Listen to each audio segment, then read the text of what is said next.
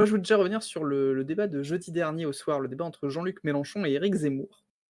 Et outre le fait d'avoir eu droit à un débat de qualité, et outre le fait que les groupies de chaque bord soient vite empressés de dire sur les réseaux sociaux que c'était leur Pokémon le plus fort, lors de ce débat, il y a eu un petit gagnant, pardon, et un grand perdant.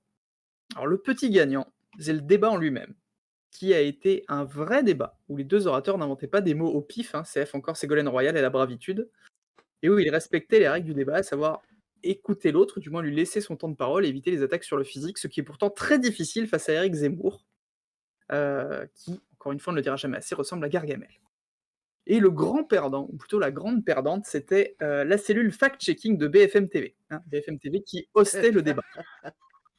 Alors, honnêtement, au premier visionnage, ça m'a pas choqué. Je me suis dit que c'était vraiment une bonne idée ce système et qu'il fallait, que ça débunk, enfin, c'était vraiment bien de pouvoir vérifier ce qui était dit, parce que des fois les gens sortaient des chiffres du chapeau, mais encore fallait-il que ça débunk, vraiment, hein. Je vous invite à voir la vidéo de Greg Tabidian qui en parle, donc c'est certes très partial vu le personnage qui en parle, mais ça montre quand même que 80 des cas traités par la cellule, c'était de la merde, mais de la merde en boîte. À tel point qu'ils ont même réussi à se contredire eux-mêmes dans une émission de fact-checking qu'ils avaient fait 4 jours plus tôt.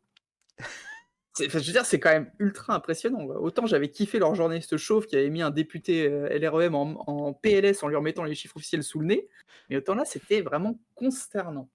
Alors consternant de bêtises, certes, mais aussi consternant pour l'avenir de l'humanité, et je ne parle pas du journal, car au-delà de ce débat, celle qui en a pris un grand coup dans la truffe, c'est la vérité. Alors je me permets de citer le poète à plusieurs reprises afin d'alléger un peu ce billet. Sur mes cahiers d'écolier, sur mon pupitre et les arbres, sur le sabre et la neige, j'écris ton nom. Sur les plages, lues, sur toutes les pages blanches, pierre sans papier ou cendre, j'écris ton nom. Distinguer le vrai du faux, au-delà de ce que nous rappelle l'article 1er de la Constitution, c'est une quête sans fin. Mmh. La vérité a cela d'extraordinaire qu'elle peut être aussi bien absolue que personnelle, aussi bien éternelle que temporaire. Il est déjà important, me direz-vous, de distinguer plusieurs formes de vérité. Alors déjà, il y a ce qu'on appelle la vérité de correspondance, où l'idée énoncée correspond à une réalité constatable et tangible, ou au minimum déductible. Par exemple, je possède 5 doigts sur ma main gauche, vous pouvez le constater sensoriellement par vos yeux ou par vos mains si vous venez me toucher. Cette affirmation est donc la vérité. Et de même, ce genre de vérité est constatable par la logique, hein. Vous faites des syllogismes et ça marche, hein, les trucs avec Socrate et les poneys et tout ça. L'autre grande forme de vérité est celle qui est propre à chacun et appartient, comme le disait Platon, au monde sensible, en opposition à la vérité de correspondance citée en premier lieu. La vérité donc qui appartient au monde sensible et cette vérité du sensible, bien qu'on ne puisse pas la constater ou la démontrer logiquement, existe cependant bel et bien. Des vérités sensibles opposées peuvent d'ailleurs coexister dans une même réalité. Un peu abstrait dit comme ça, mais je vais vous faire un petit exemple. Par exemple, lors de mon voyage au Japon que j'ai fait il y a quelques années, j'ai rapporté un bol de méditation bouddhiste marqué d'un svastika. Donc ce symbole aussi appelé croix gammée, a offensé un de mes amis qui est passé chez moi en allant jusqu'à qualifier cet objet d'insultant. Or, ni moi, ni l'ouvrier qui a conçu cet objet, ni même la philosophie bouddhique n'avaient pour objectif d'offenser cet ami.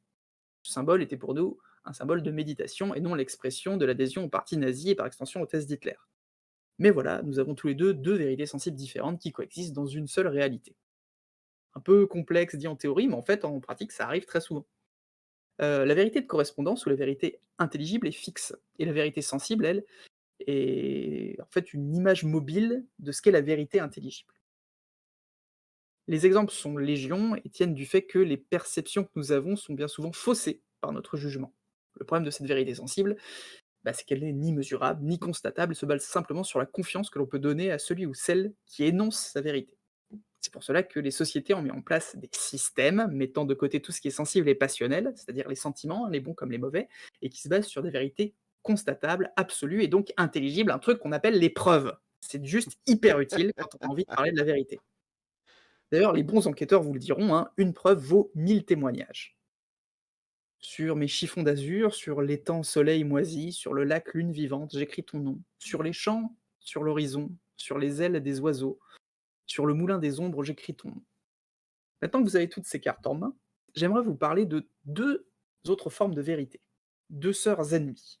D'abord, il y a les vérités qu'on répète, qu'on martèle et qui, au bout d'un moment, finissent par emporter l'assentiment général et à être assimilées comme étant la vérité de correspondance, la vérité absolue. Appelons cela la vérité de consensus.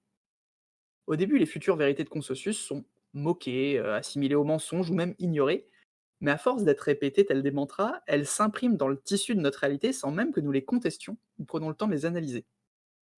Tout le monde le dit, bah, c'est que ça doit être vrai. Et puis, contester ou même vérifier, c'est une perte de temps, ou pire, ça devient même une dissidence. Et c'est là que toute idée divergente à cette vérité de consensus devient le dernier type de vérité dont je vous parlerai aujourd'hui, c'est la vérité grise, la vérité qui dérange, la vérité qu'on ne veut pas regarder ou pas accepter. Qu'on se force à contester parce qu'elle ne s'accorde pas avec nos valeurs ou pas avec les valeurs de l'époque.